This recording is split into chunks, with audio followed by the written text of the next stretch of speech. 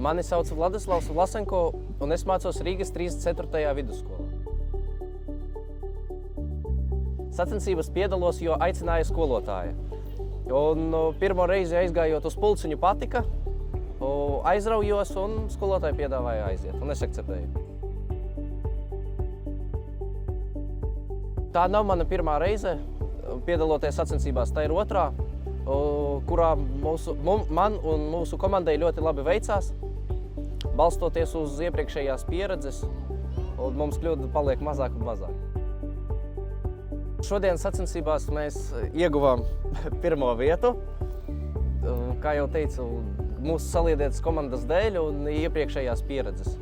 Par sajūtām varu teikt, ka nav tik viss viennozīmīgi, jo no sākuma baidies, kaut kāda mandrāža ir, no sākuma bailes no nezināmā, es teiktu.